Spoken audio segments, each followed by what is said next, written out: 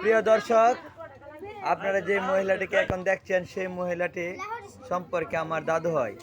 তার সাথে আজকে একটি প্রতারণামূলক কাজ সংঘটিত হয়েছে। আমি আপনাদেরকে সেই কাহিনীটা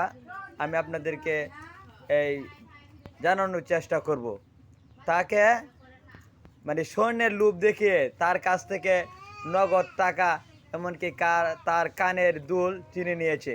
দাদু, তোমার হাতের যে জিনিসটা দেখেন, আপনারা দেখেন যে এই যে এই জিনিস, সেটাকে বলে যে স্বর্ণ, কিন্তু মূলত সেটা স্বর্ণ না, সেটা একটা তামা জাতীয় জিনিস। এখন আমরা সেই ভুক্তভোগী মহিলার কাছ থেকে আমরা সেই কাহিনীটা জানবো বিস্তারিত, কিভাবে সেই কাজটা সংঘটিত হয়েছে। তোমার সাথে কোথায় সেই কাজটা হয়েছে, কোন জায়গা থেকে নিছে? গুলচত্বর, আমরা বুঝতে পারছি যে গুলচত্বর থেকে। তোমার প্রথম কি বলছে? তোমাকে প্রথম কি বলছে? কি বলছে তোমার?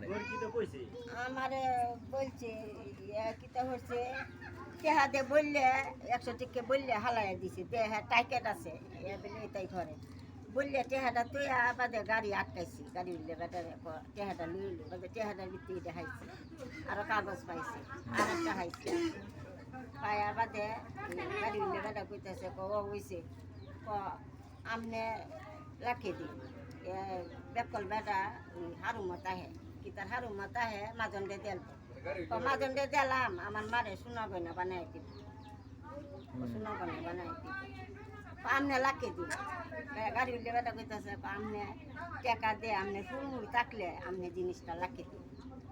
আমি কমাই গো আমি লাখে দেম, আমি এটা লাগতাম না ওহাতাম বাদে এবার যেমন আমার ও বুলার লাগান বানাইছে, আমি কইতে পারি না বুঝা।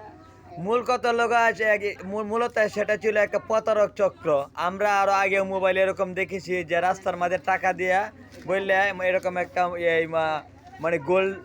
গোল পালিয়ে রাখে, তখন তারা এই অবলা যারা অল্প শিক্ষিত মহিলা থাকে তাদেরকে সেই চক্রান্তের মধ্যে ফাঁসিয়ে তাদের কাছ থেকে নগদ টাকা, এমনকি এই তাদের গায়ে যে স্বর্ণ অলংকার থাকে সেগুলি চিনিয়ে নেয়। সেটা আমরা অনেক আগে থেকে জানি, কিন্তু সেটা আগে আমরা কোনো বাস্তবে দেখি নাই, কিন্তু এখন আমরা সেটা বাস্তবে উপলব্ধি করতে পারলাম। আমার সরকারের কাছে এবং প্রশাসনের কাছে আমার আবেদন থাকবে যে এই চক্রের লোকজন যারা আছে তাদেরকে গ্রেপ্তার করে দৃষ্টান্তমূলক শাস্তির ব্যবস্থা করুন, না হয় বাংলাদেশে আরো অনেক এরকম মানুষ প্রতারিত হবে।